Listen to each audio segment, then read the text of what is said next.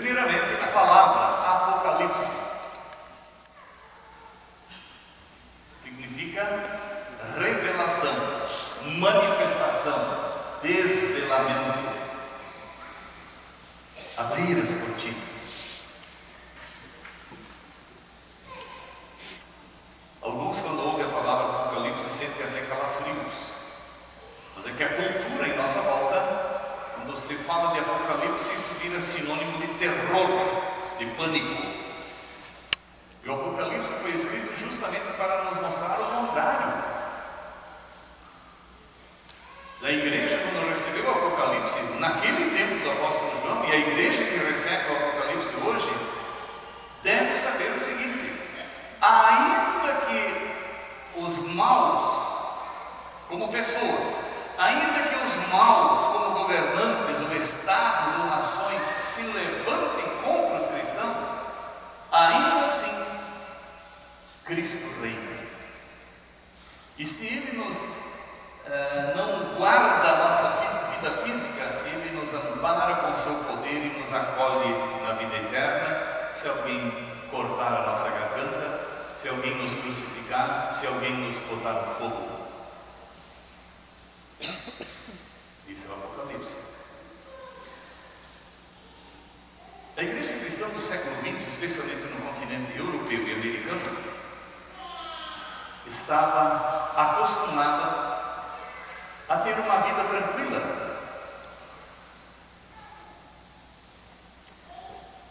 Nós nos confirmamos no segundo ano, até leram, que lá antigamente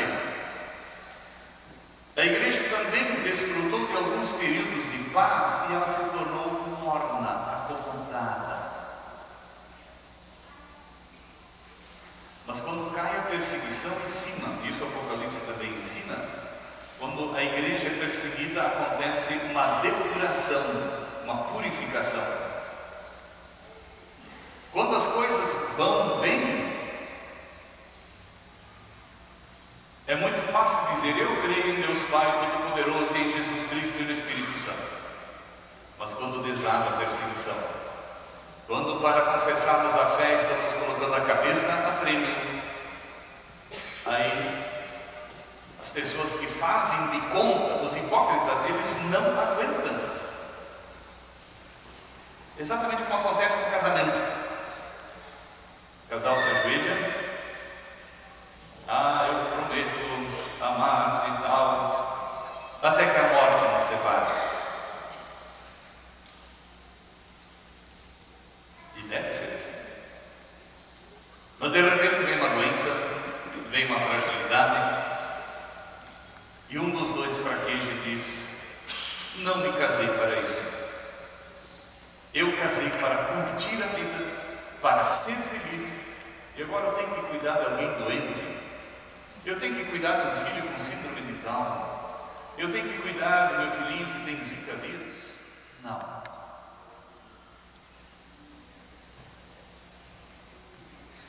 É que essas pessoas caem fascinadas pela ideia de que o paraíso é aqui. E não há veneno maior para a igreja, para o coração humano, do que acreditar que o paraíso é aqui. Aqui o paraíso foi perdido. O pecado entrou no coração humano. A arrogância, a soberba, a leviandade, a petulância tomaram conta do ser humano. Em nossos tempos isso fica cada vez mais evidente. Cada vez vemos mais pessoas achando que podem se livrar da palavra de Deus e dizem com todas as letras: a Bíblia vocês enfiam naquele lugar, nós não queremos mais. E me perdoe a palavra, qualquer Rotzleffel, no alemão, qualquer pivete, moleque, se julga no direito de dizer: chega de Bíblia. E estão colhendo tragédia sobre tragédia e não percebem, não querem ver e acreditam que realmente podem construir um paraíso sem Deus. Exatamente como nossos primeiros pais fizeram. O diabo disse que vocês vão ser iguais a Deus. E aí vem o Apocalipse para dizer: olha, aqui no mundo é cruz, exatamente como Cristo disse. Aqui no mundo vocês vão sofrer, vão pagar uma vida. Pense uma vez o que está acontecendo na Europa e o que está começando a aparecer nos Estados Unidos, e não vai demorar muito, vai se manifestar no Brasil. Está surgindo um povo voraz, assassino pela sua religião, que nos chamam de povo da cruz, e estão matando sem dó nem piedade. Eu não sei se eu vou ver isso ainda, se os mais jovens vão ver, os seus filhos vão ver, mas vai acontecer. Essa gente vem bem simples, bem quieta, mas quando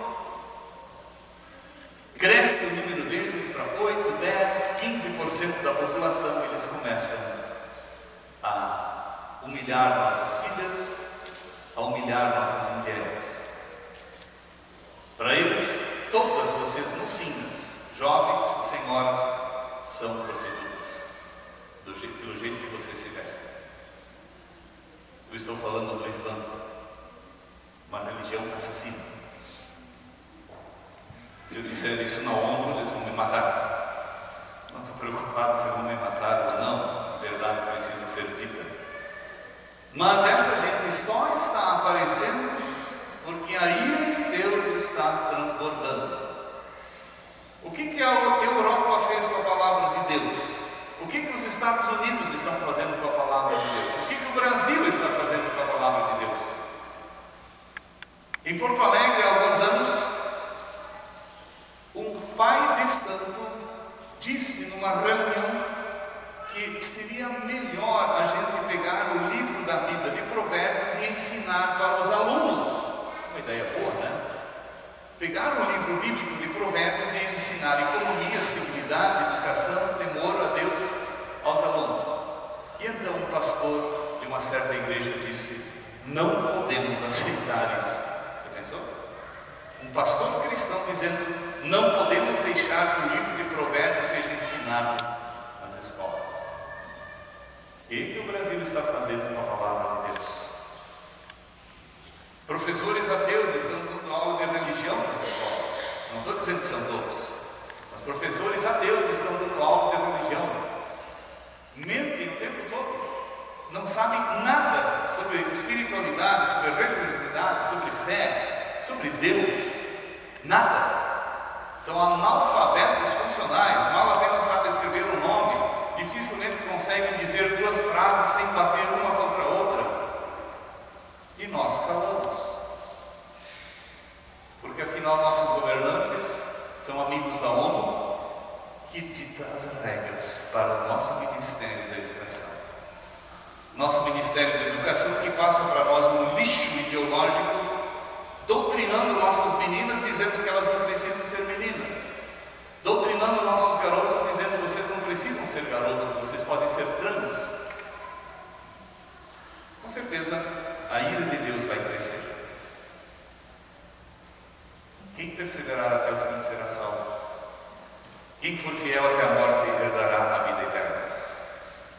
O Apocalipse 10 aqui nos mostra a visão de um anjo. O apóstolo João vê um anjo forte, e a princípio até parece que é Jesus que está aí, mas não é Jesus. É um anjo de Deus, um mensageiro de Deus.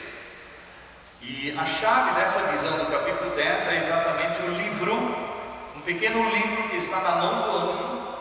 O apóstolo João recebe a ordem de ir lá, pegar o livro e comê-lo.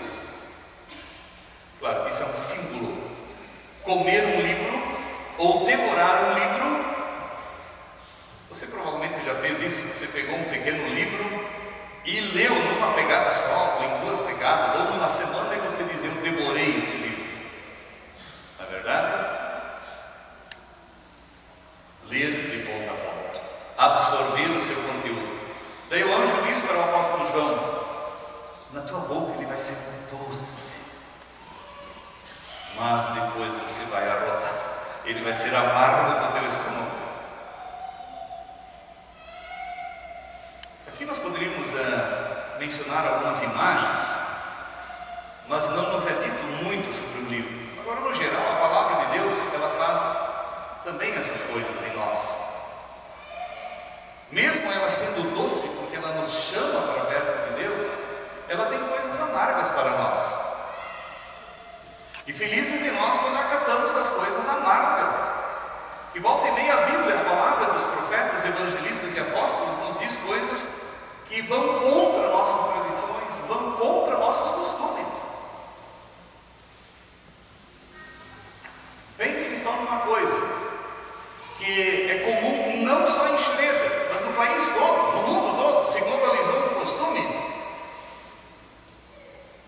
ligado à intimidade. Pessoas que não têm nenhum compromisso com família, nenhum compromisso com matrimônio, se unem para uma noite, quem sabe umas semanas, enquanto durar a felicidade. E Deus diz: não faça isso, isto é pecado. Isso é amargo para uma cultura, para uma tradição, para um costume, mas é Deus falando. Amargo para as nossas crianças e jovens é escutar: honrarás teu pai e tua mãe para que vás bem e vivas muito tempo sobre a terra. Amargo porque nas escolas recebem uma mensagem dizendo: você tem direitos, os teus pais não podem botar você no trabalho. Ainda mais se teus pais forem cristãos, eles não podem educar você na fé que eles receberam. Não pode, você é livre. E você aprendeu. Deus é real, Ele é infinito, Ele quer me resgatar. Amargo é para todos nós escutar a disciplina de Deus para a nossa vida, quando o mundo prega exatamente outra coisa. Agora imagine o doce. Você absorveu o amargo da palavra de Deus, confiou na graça de Deus, e lá no portal da eternidade, seja pela morte, como essa jovem senhora, ou seja pela parousia, pela manifestação gloriosa de Cristo, você escutar Jesus dizendo: vem para cá, lado direito, por favor, a vida eterna é para você, você foi fiel até a morte. E daí aqueles outros que acharam doce, adorável, pecar, viver contra Deus, recebendo um sinal de Cristo, lado esquerdo. Vocês escolheram, vocês merecem. Eu morri por vocês e vocês não quiseram. Mas doce para você que foi fiel, andou em Cristo até a morte, mesmo sabendo, se eu permanecer com Cristo e em Cristo, eu posso pagar com a vida. Muito bem. Vai e toma o livro, toma-o e devora. Olha o final do versículo 6, eu gostaria de comentar uma partezinha ali. Ali diz: já não haverá demora.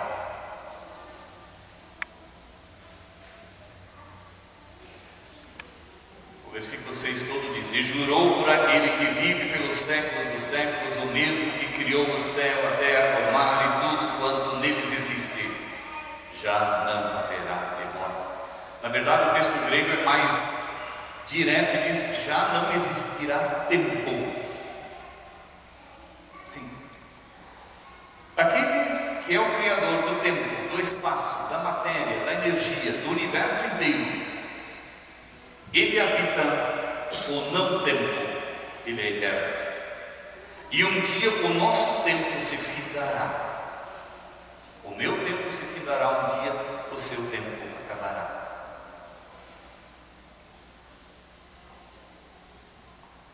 Não faça como vive o mundo, que vive desfrutando da vida em pecado. Exatamente como você faz com o cartão de crédito. É tão delicioso comprar o crédito, né? É uma maravilha. Mas o que acontece? A conta vem. O pecado é igual. Quem vive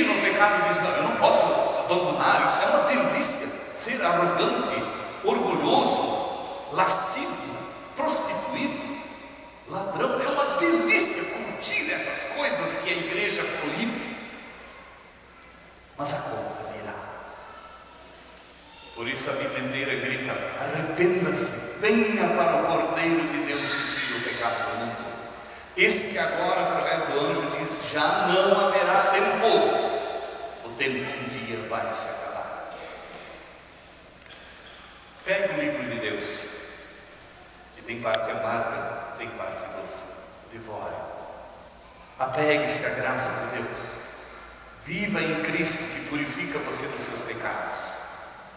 Como aquela senhora do filme disse, isso não apareceu aqui, mas no documento maior ela diz: Ele curou minha alma, Ele me deu perdão, Ele me renovou. Esse que mandou o seu anjo para falar com João, esse que falou no livrinho Doce e Amargo, está muito interessado para que o doce da palavra de Deus chegue a você, a salvação chegue a você em Cristo, pelo Evangelho pregado, pelo batismo, pela Santa Ceia. Ele está interessado para que você saiba que pelo fato de ter absorvido a palavra de Deus também vai ter amargura, sofrimento, cruz. Não o paraíso aqui, o paraíso está reservado para a eternidade. Deus te conceda isso em Cristo Jesus.